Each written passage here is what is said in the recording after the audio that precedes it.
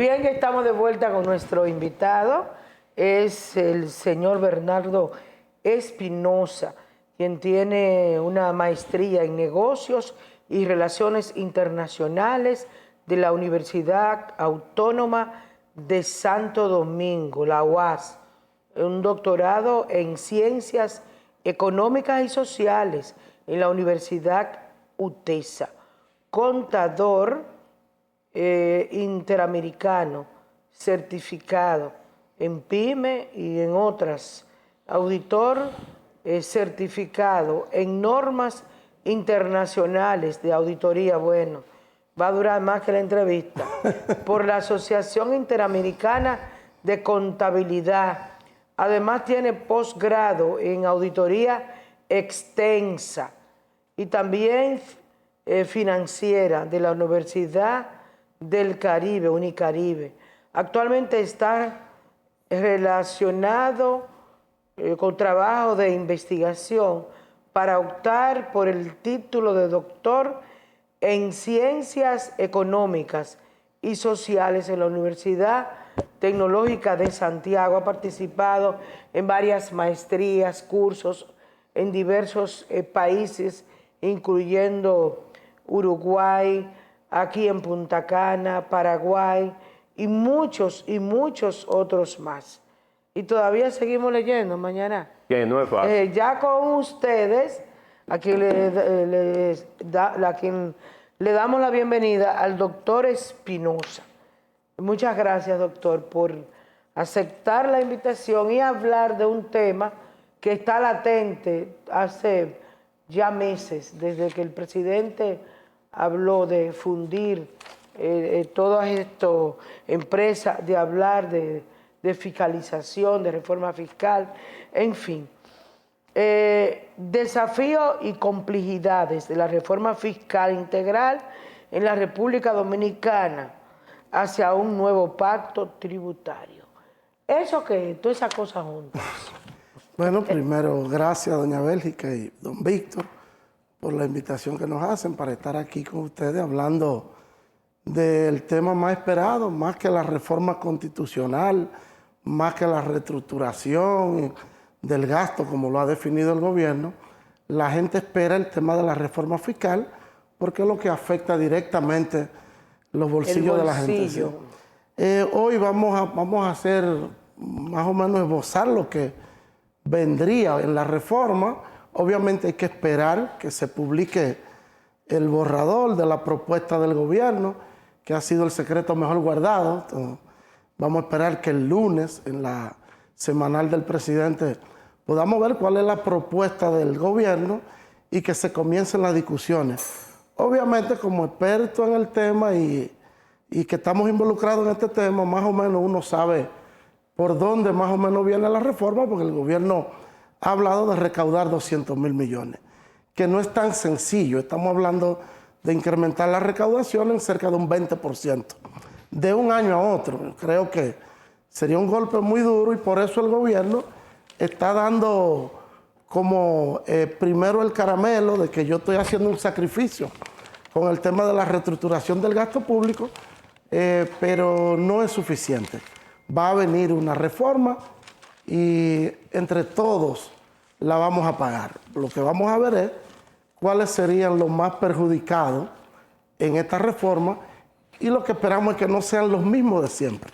En este caso, la franja media, nosotros decimos que los de abajo, el gobierno los defiende y los apoya con los planes sociales y los de arriba tienen su propio mecanismo de defensa.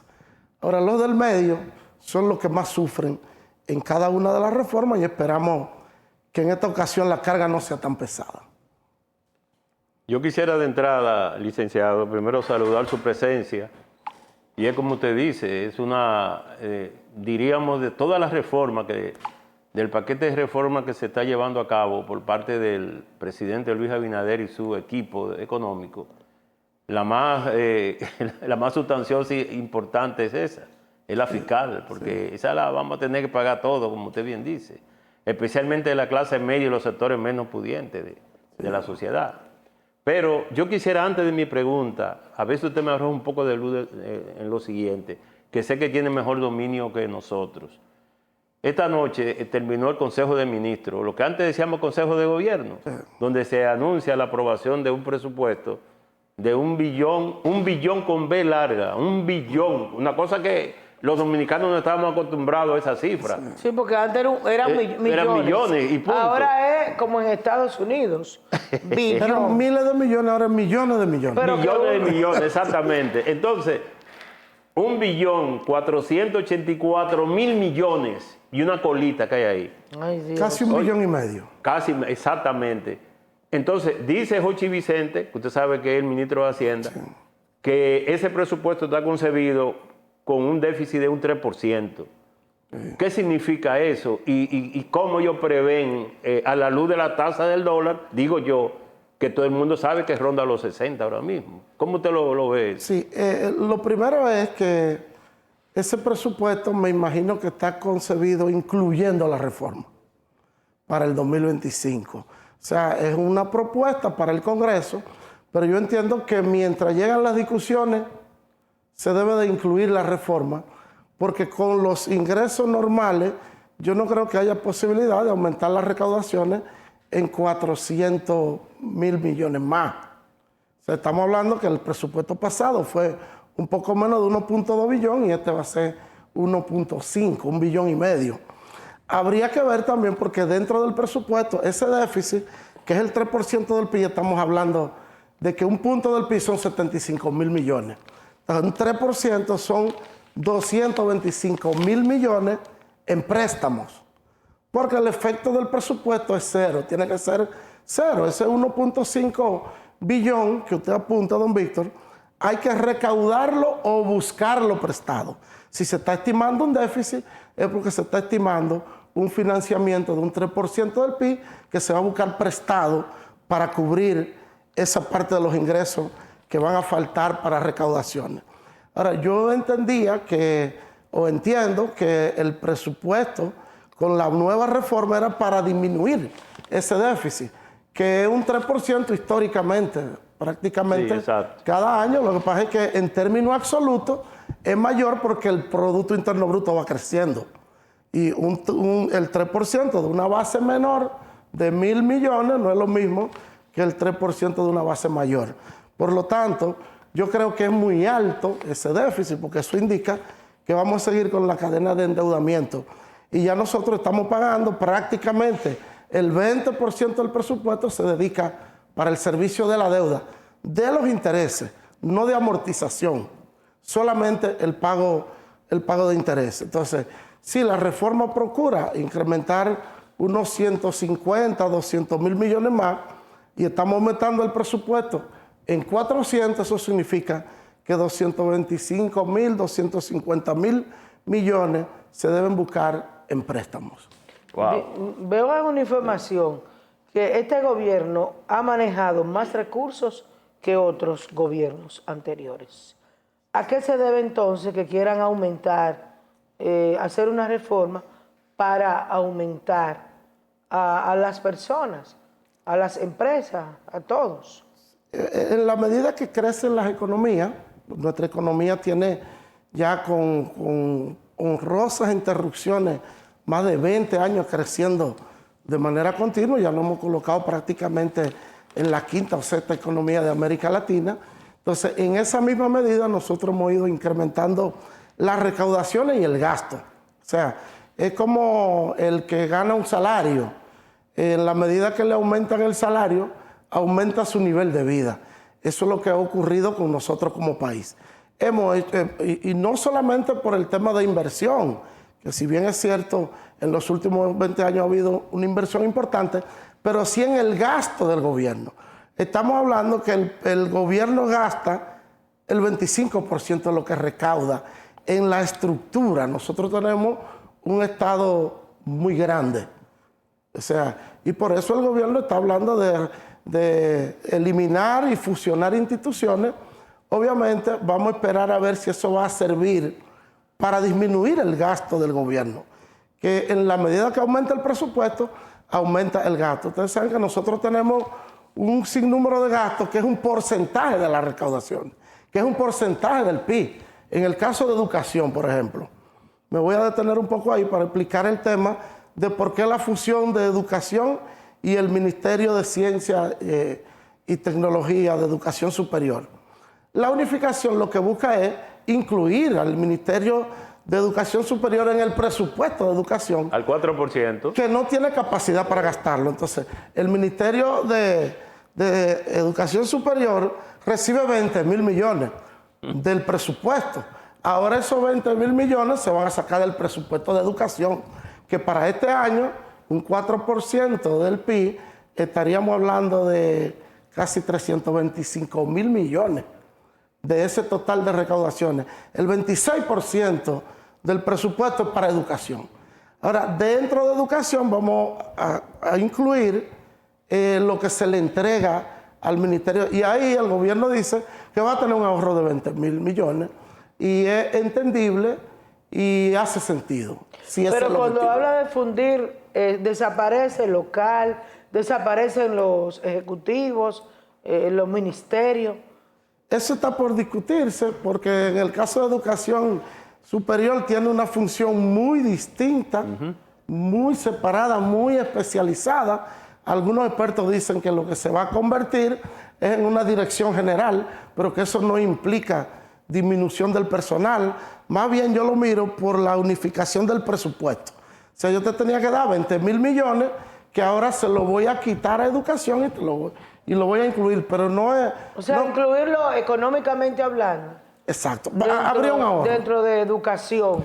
Dentro del 4% de educación. Eso lo que hace es mandar al muchacho fuera del país a estudiar, manejar ciertas cosas dentro de la educación superior, pero no es como educación normal, educación primaria, secundaria. No, más bien regula a las universidades. Exacto, regula, pero eso se puede hacer dentro de educación. Eso es lo que se ha planteado. Y ¿Puede ser factible?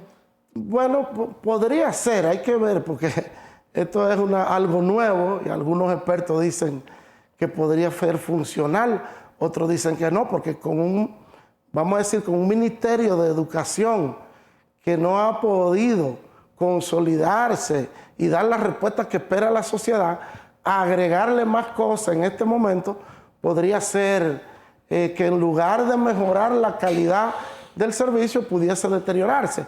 Otros dicen que no. Vimos que hoy, en respuesta a eso, el gobierno designó a la vicepresidenta como jefa del gabinete de educación. Lo que era el Luis Abinader. Se lo pasaron a la vice. Se lo pasó a ella como presidenta de ese. Pero más bien consejo. Yo lo veo como un ahorro económico, porque ya el presupuesto del Ministerio de Educación Superior va a salir del presupuesto de educación. El gobierno pasado hizo muchísimas escuelas, planteles, buenos todos, que hay muchísimo, a un 90%, a un 50%. Después que están todas esas escuelas ya terminadas, no se podría no funcionar, sino sacar de ese presupuesto y enviarse a la educación superior. Sí, lo que pasa no es que mejor así. Es que es una ley que le da el 4%, y como eso fue una conquista de la población, la famosa marcha aquella verde y de las sombrillas amarillas, parece que el gobierno, ningún gobierno se ha atrevido a proponer una modificación a esa ley. Nosotros desde un principio dijimos que primero, antes de darle tantos recursos, debería haber un plan. ¿Para qué tanto dinero? Y de hecho hemos visto que en ningún año se ha podido ejecutar el 100% del presupuesto de educación. Entonces, tenemos unos excedentes. Matando por el pastel. Un excedente ocioso, y muchas veces educación interviniendo en cosas que no son propias de la educación, como el caso de la construcción de escuelas. Sí. Usted ha dicho algo clave en su respuesta, licenciado Bernardo Espinosa. Mire, si no hay plan, no hay nada. No.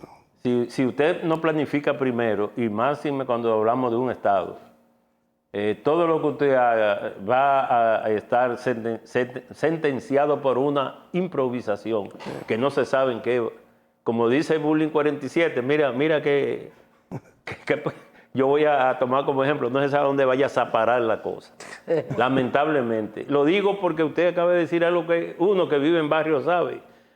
El país no es el que se vende a veces por estos canales, ni por los medios, ni la falsa portada de los periódicos pagados. No, el país es el de verdad que está allá afuera. ¿Y por qué yo digo esto? Yo que tengo mis problemas, tuve que ayudar a muchísimos niños para su año escolar. Yo reunirles para mascotas y uniformes. Oye, Berli, una cosa increíble. Vecinos de uno que conocen a uno, que la tradición de uno.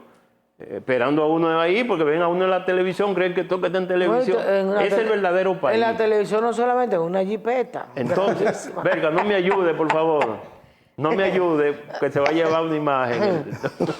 Oiga, doctor, oiga lo siguiente. Yo sé de lo que piensa eso mismo que usted está diciendo y lo que Bélica Suárez sostiene también. Usted no puede aplicar ningún programa si no hay una planificación previa. ¿Qué es la reforma fiscal? ¿Hacia dónde apunta esa reforma? ¿Qué quiere decir eso? Ahí vamos. No, pero no solamente eso. Es reforma fiscal, complejidades también. Y además, un nuevo pacto. ¿Qué quiere decir todas esas cosas al mismo tiempo? Hablamos de complejidades porque ahora mismo el gobierno está en una especie de encrucijada. O sea, con el alza del dólar, los temas de la geopolítica mundial que nos afectan, no solamente el tema de Venezuela, sino el propio Estados Unidos, unas elecciones que son inciertas, no sabemos qué nos conviene más, si uno o el otro. Hay mucha incertidumbre mundial, entonces ahora mismo ningún país está hablando de nuevos impuestos ni de reforma fiscal. Y no estoy hablando solamente de América Latina, no. Estoy hablando en el mundo, nadie está hablando de eso.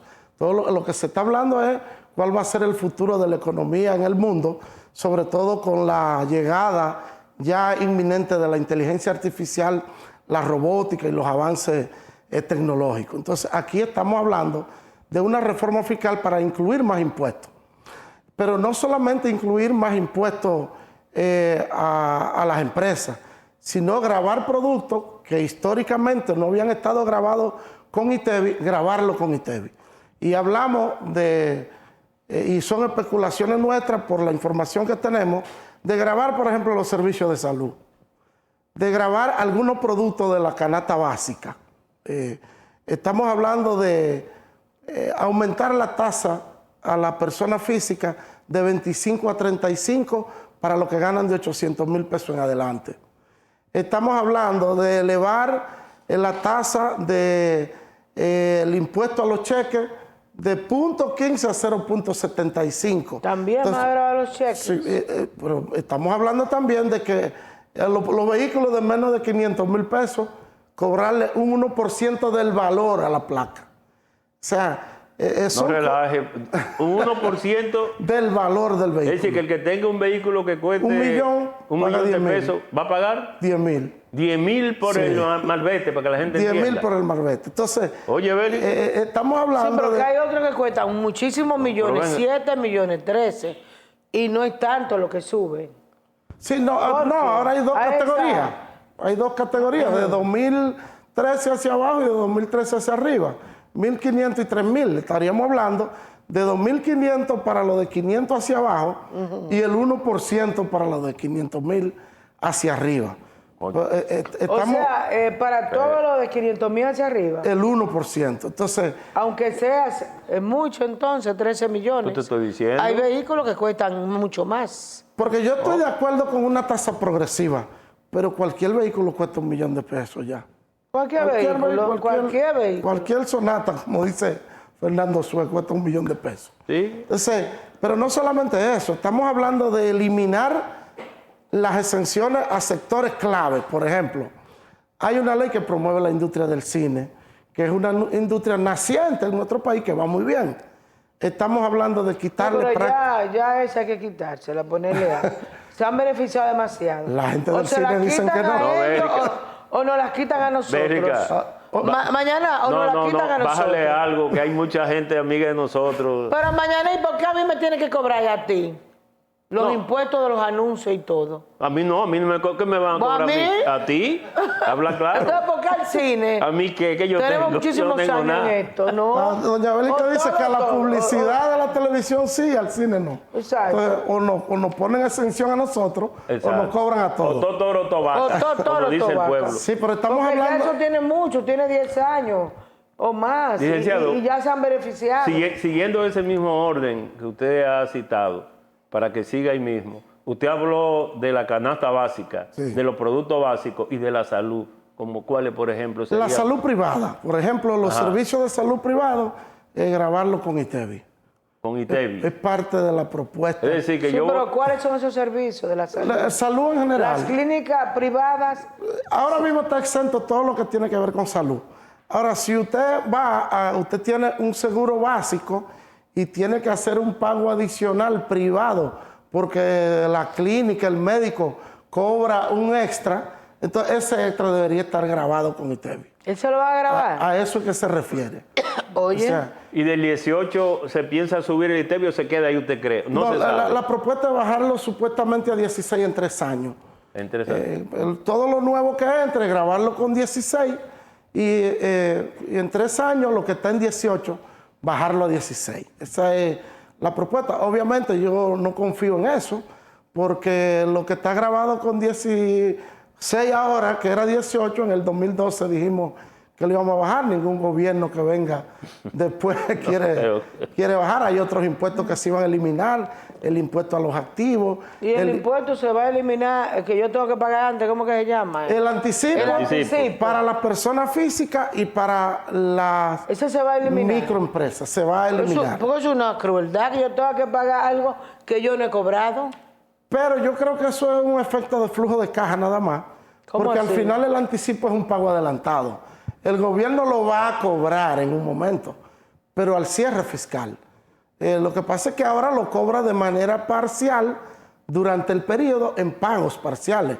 No lo va a cobrar parcial, pero lo va a cobrar total. O sea que no está dejando de percibir nada en ese sentido, sino que lo va a percibir junto. De los artículos de primera necesidad, por ejemplo. El arenque. Lo No, importante, no, si el arenque... yo está creo que es bien, más El fácil arenque decirlo. está carísimo. Pero el arenque de rico ya, De eso era rico antes, que ya, era de y pobre. de bacalao. Ya el arenque es un producto de rico, ya. Yo creo que es más fácil decir lo que no van a tener ITEVI. Es más fácil. ¿Cuáles son? Sí, el arroz, los huevos, las carnes frescas de pollo, sobre todo, chuleta. No serán... La serán chuleta notados. también. En carne fresca no serán grabados, porque se supone, ahora sí, se va a grabar los chorizos, el salami, todo ¿Y los lo huevos? procesado. Los huevos no. Estamos hablando de unos Y el 26 papel de productos de el la papel canasta. de baño, el azúcar. Todo el será café. grabado. América, no hable de papel de baño. Va a andar la gente asquerosa en el medio. Como No, antes, yo digo como que- antes que se llaman los periódicos y otras La cosas. tusa. La tusa. Volver a la tusa otra vez. No, y a la informalidad, porque si le ponen un impuesto alto a los débitos bancarios, la gente va a optar por el colchón nuevamente. Claro, guardar. Eso sí, es claro. un arma de doble filo. Ay, ay, ay. Se va a dejar la propuesta es, las personas físicas tienen una exención. Desde el año 2012 esa exención está en 416,000 pesos al año. La propia ley dice que se ajusta por inflación, pero para las personas físicas no se ha ajustado. En la propuesta no está previsto eso. Se supone que ese ajuste por inflación hace que cada año aumente la exención y pague menos el asalariado. En este caso, lo que se va es, la propuesta es aumentar la tasa a 35%. O sea, para la escala más alta. Pero Y hay las una casas. cosa, Bélica, oye, para que tú Así. veas. Esas son de las cosas. Claro, uno debe entender que lo de la reforma fiscal no es un deseo del gobierno de por sí. Hay organismos internacionales como el FMI que está forzado. Pues hay que decirlo también, hay que decir El la... Fondo Monetario. Sí, hay que Ya decir las llegó. cosas como son. El propio Banco Interamericano de Desarrollo, que tiene una delegación muy activa aquí en el país, están forzando porque el gobierno debe de embarcarse en ello por el problema de la presión fiscal. Sí, Que yo- bueno, hay que tener cuidado con la receta del fondo. Y claro. tenemos historias recientes. En abril, Sí, en abril del 84, cuando Ay. se creó el ITEVI. Más adelante, después en el 2002, 2003. han habido algunas complicaciones. Y el fondo lo que está pidiendo ahora es que se recauden 200 mil millones más. ¿Cómo? Ampliando la base del ITEVI, o sea, poniéndole ITEVI a todo lo que hemos dicho, eliminando todas las exenciones e incentivos, que aclaro para decir que el ánimo del gobierno es solamente dejar la ley de desarrollo fronterizo y zona franca. Pero todos los demás incentivos, incluyendo del turismo, se van a eliminar. Incluyendo energías renovables, paneles solares que tienen incentivos fiscales. La propuesta es eliminar todo eso, porque se entiende que el gobierno tiene un gasto tributario que podría cubrir parte de ese déficit. Y no hemos hablado... De la vivienda. El alquiler de vivienda está exento. No, de los dueños de vivienda. ¿Cómo se llama eso? A la persona... qué bueno que me pregunta. Sí. La propuesta es bajar la exención. Ahora mismo anda por el orden de 9 millones, no paga. O sea, una eso lo quieren persona bajar 5. que tenga una vivienda de 9 millones, no paga. No. La propuesta es bajarla a 5 para que pague a partir de 5. ¿Y las que vivían en campo, en zona...? Las viviendas rurales o con vocación agrícola quedan exentas. Quedan exentas. Por aquello de incentivar el tema de la producción. Entonces, estas viviendas que cuestan hasta 200 millones, no 200 no, 1.000 millones, 2.000 que he visto yo. ¿Y esas cuánto van a pagar? Se está hablando de un impuesto adicional al crecimiento patrimonial. De la persona. Con el cual nosotros estamos de acuerdo, hasta un tope. Si su patrimonio creció en 100 millones este año, usted puede hacer un esfuercito y pagar un impuesto extra. Eso lo había propuesto Elon Musk, ya lo había propuesto, de un 15% por lo menos global al crecimiento del patrimonio. Elon Musk, el dueño de X, que antes era Twitter. Y de Tesla. El hombre más rico del mundo. Pero por otro lado, él dice que los gobiernos deberían incentivar. Pero él la está proponiendo, ¿en qué país? Tiene que ver con este mundial, país? Que sea un impuesto global al crecimiento patrimonial. Y dicen tengo aquí un periódico que dice: industriales insisten en reforma fiscal sostenible. ¿La sostenible que ellos puedan? Sostenible es que no salga más cara la sal que el chivo en buen dominicano, y que por poner impuestos pueda afectar a sectores productivos. Y que eso, por ejemplo, en el caso del turismo, que quitarle incentivo y beneficio al turismo pudiese afectar la inversión extranjera. Que, por ejemplo, sectores como la industria textil local, que tiene una ley que la incentiva, que eso podría generar despido o masivo, porque a lo mejor esa industria sin el incentivo no es negocio para el inversionista, y eso podría generar entonces despido masivo de mano de obra. El ITEVI a producto de consumo masivo podría disminuir los niveles de crecimiento. O sea, poner más impuestos tiene sus riesgos, podría ralentizar la economía, crecer menos, disminuir la producción, aumentar la informalidad, que de por sí ya es muy alta. Entonces, a eso básicamente que se refieren los industriales cuando hablan de sostenibilidad. Que no afecte a sectores que están en crecimiento, en desarrollo, que son parte del eje fundamental de la economía. Por ejemplo, hay una ley, la 189.11, sobre los fideicomisos. La industria de la construcción ha aprovechado esa ley para transparentar sus operaciones y para darle garantía a los compradores y seguridad jurídica al proceso. ¿Qué ocurre? Que con esa ley el beneficio paga 10% nada más. Si eliminan la ley y volvemos a la forma anterior, entonces habrá que buscar forma para disminuir los beneficios y no pagar el 30%, que es la propuesta de aumentar de 27 a 30 el impuesto a las empresas. Y muchas empresas que se han ubicado en zonas, en la línea noroeste, ¿qué van a hacer? Que no son necesariamente. Bueno, porque esa ley la hicieron para que esos pueblos puedan desarrollarse, sí, pero yo veo zona de régimen especial. Sí. Yo veo que solamente van a poner industria para beneficiarse. Sí, la ley es territorial, la ley declara pero yo no veo el territorio. Yo no veo el desarrollo. No, cualquier empresa. Yo veo, empresas allá que no necesitan. Sí, estar en esa zona. Cualquier empresa se puede instalar en ese territorio Sí. y obtener el beneficio. Exención del impuesto sobre la renta, sobre todo el impuesto a la ganancia, exención de ITEVI en las compras, y pagan el ITEVI en la venta, y no pagan impuestos a los activos. Pero esas zonas son zonas que necesitan ser desarrolladas. Lo mismo que Jimaní. La ley protege toda la frontera y le da incentivos para que se instalen allá.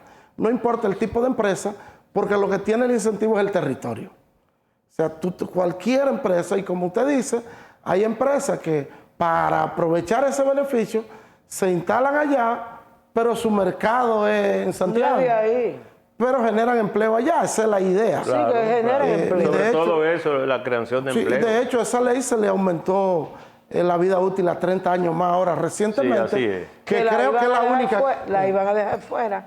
Gracias a Había un Dios sector que de la no. capital que no la quería. Que no la Yo quería. quiero, antes que usted se vaya, de mi lado lo último, que usted me toque dos temas que son de interés cruciales para la economía y para el país. Primero, remesa. Usted sabe que el que manda su chelito, eso no falla, porque el que tiene los hijos aquí o tiene los viejos aquí, y el que se va manda para hacer su casita, para pagar su... Bueno, remesa, que es un renglón muy importante, que hasta yo creo que se subevalúa a veces, como que no se reconoce lo que significa eso para la economía del país. Y número dos, salario. El tema del salario, que tampoco nadie quiere meterle mano a eso. Es un tema. Esos dos aspectos, dígame, bueno, a la luz de esta reforma. Yo estoy 100% de acuerdo con usted con el tema de la remesa, que ha sido, no se ha valorado en su justa dimensión. Nuestros hermanos que viven en el exterior aportan 10.000 millones de dólares anuales. Estamos hablando de cerca de un 20% del PIB. Del PIB, claro. Que aportan de manera directa, porque cuando tú dices que yo exporto, vendo fuera, tú entregas productos y recibes remesa. Viene un inversionista, coloca recursos, pero tiene beneficios que se lleva fuera también. Esto es un aporte directo a la economía a cambio de nada, sin contrapartida. Así es. Entonces yo no entiendo por qué los gobiernos no importantizan más nuestra diáspora. Y de hecho, sin eso yo creo que la economía de nuestra no podría subsistir. Si tú le sacas de golpe un 20% del aporte económico, yo no creo que pueda sobrevivir. Eso por un lado. Y usted me pregunta también... Salarios. El tema de salario. Hay una modificación al Código de Trabajo y ese tema no está incluido. Porque hay tres sectores, hay un acuerdo tripartito donde están los trabajadores, el gobierno y los empresarios. Y ahí, para conseguir una conquista, tiene que ser unánime el voto, que los tres voten a favor. Entonces, en el Código de Trabajo no se incluye el tema de salario por eso, sino que más adelante, en una reunión bianual que hace el Consejo Nacional de Salario, se discute ese tema. Pero recuerden que recientemente, ahora en abril pasado, fue el último aumento del último acuerdo que se hizo. O sea que el último 4% se aumentó ahora. O sea que yo creo que estaríamos hablando de aumento de salario en los próximos 2 años. Mire, para concluir con lo de la remesa, que me quedé medio inconcluso ahí. Y usted y yo reconocemos lo que significa para la economía nacional, los aportes que hacen los dominicanos residentes en el exterior. Pero le pregunto porque escuché a alguien, o no que escuché, me dijo alguien como que se estaba analizando la posibilidad de grabar la remesa. Eso sería un crimen. Sí, un crimen, pero alguien me planteó Pero ahí eso. mismo mañana. Óigame, poner Yo un sé impuesto. que la remesa ayuda ¿Usted mucho. no ha oído eso nunca? No. ¿Usted no sabía? No, yo sé que la remesa ayuda mucho. Eso sería un desacierto. Pero podría claro, ayudar más si se envía en dólares. Es en pesos, porque allá ya hay personas que dicen, yo la mando de donde la envían. Ellos allá lo que hacen es que la envían en pesos aquí. Entonces no está ayudando tantísimo a la economía Eso es del país en cuanto al dólar. muy Que lo hace- importante lo que usted apunta. El dólar lo que está es a 60. Muchas veces el dólar se queda allá y entregan los pesos aquí. Exactamente. O Sí, sea, claro. para fines del equilibrio del equilibrio. dólar, pero el dinero entran los pesos, hay un Sí, los movimiento. pesos, pero no los Hay un dólares. movimiento económico, pero el que envía una remesa puede elegir si le envía en pesos o le envía en moneda extranjera, en dólares. Dice, no, yo quiero que me entreguen los dólares. Y muchas veces vienen por una de esas compañías de envío y al final cambian los dólares en la misma compañía, pero el dólar llega al país, se queda en el país. No es una siempre, opción, no siempre, es una opción de quien envía elegir si le entregan dólares o entregan pesos. Sí, mi preocupación era lo de eso que me planteó alguien, de que se estaba analizando unos verdugos, de que para ponerle una tasa, de que un gravamen al tema de la remesa, una cosa que sería, No, eso óyeme, sería el acabose. Pero ¿qué va a pasar con el dólar? Ya se hablaba 60, 60, y recuerdo cuando Hipólito que quebraron muchas empresas, aquí tenían préstamos internacionales y quebraron. En el año 2003. Se mantuvo después en menos de 60. Y se peleó hasta que esté en 60. Sí. Eso es lo que querían lograr, que se quedara en 60. Sí. Oía que las zonas francas, eso era lo que querían. Sí, bueno, el sector zona franca, como usted apunta, hoy todo el que genera divisa y paga en pesos, le conviene que el dólar esté hacia el alza. Ahora, el problema del 2003 fue que saltó de 28 a 60 de un año a otro. Muy rápido. Entonces, ahí fue el choque. Estamos hablando de que el crecimiento de la tasa del dólar ha sido más o menos el crecimiento vegetativo de la economía y es normal. O sea, yo no creo que haya ninguna preocupación porque el dólar haya pasado la barrera de 60, porque el presupuesto ahora se está planteando a 62 por 1. Y creo que tenemos una economía estable. En ese sentido, hay que darle el crédito al Banco Central, que ha mantenido los niveles de la economía estable, y no creo que en los próximos años el tema de la tasa del dólar sea un problema para la economía. Obviamente hay que tener cuidado, el gobierno tiene que tener cuidado con el deslizamiento, porque hay sectores que son partidarios de que se siga deslizando, sobre todo esos sectores que usted apunta, doña Bélgica, como turismo y zona franca, básicamente que son productores de divisas para pagar mano de obra en peso dominicano aquí. Obviamente que le aumenta la rentabilidad.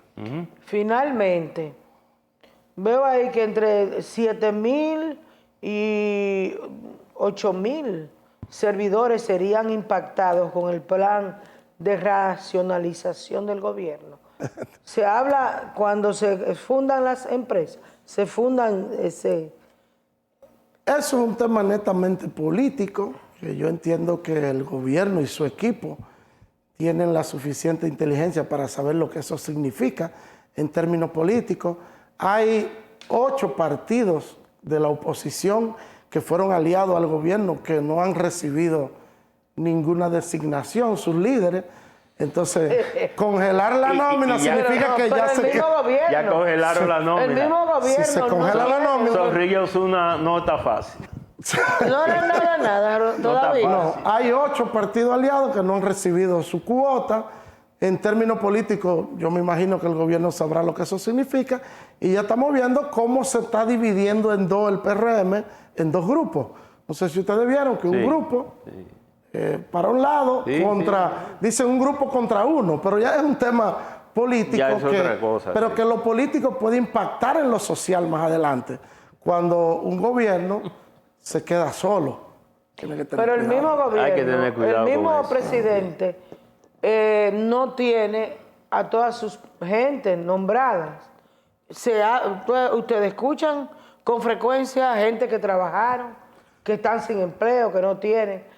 Entonces, disminuir los empleos sería catastrófico. No, y decirle desde ahora a los que no tienen empleo que no hay posibilidad de que lo tengan. Comenzando un gobierno, un nuevo mandato. Porque la nómina se va a congelar.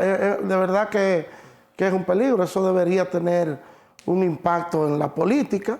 Y ya es un tema político que el presidente y el PRM básicamente deberá saber cómo lo maneja. Ellos saberán. ¿Tú crees? Pero yo en esencia no creo que la reunificación y eliminación de instituciones vaya a disminuir el gasto del gobierno. Ni yo tampoco. Yo tampoco. No creo que sea por ahí. Coincidimos en eso, claro. No creo que sea por ahí, podría ser un poquito más que otro. Ni tampoco creo que sea la solución, porque el que trabaja en el gobierno gasta el dinero en este país, lo gasta en los supermercados, en los negocios, paga el colegio de sus hijos. Entonces, Exactamente. podría generarse entonces un problema social y que sea mayor. Así es. Bueno, ha sido un placer tenerlo. Yo espero en otra ocasión seguir. Cuando salga el borrador el lunes, Cuando la semanal, salga el mañana, de que lo van a borrador, presentar. Sí, ya Pero concretamente. todos ya los lunes, doctor, No, pero que está supuestamente saliendo. el lunes van a presentar el proyecto de en la reforma tarde, del en la gobierno. semanal, sí, del... En la se semana prevé. que Claro, presenta ahí es que todo. le está utilizando como escenario. Para la reforma. Para- la Bernardo Espinosa, reforma fiscal, estábamos hablando. Usted tiene una empresa Sí, de nosotros asesoría, somos de auditores. tantas cosas. Sí, tenemos una firma ¿Dónde? de auditores en la Plaza Barajas, ahí frente a De Norte. Nosotros somos auditores, asesores fiscales, trabajamos proyectos, negocios. Estamos en la junta directiva de la ASI también. Lo voy a contratar, Bélgica, para que me audite Trinchera Digital.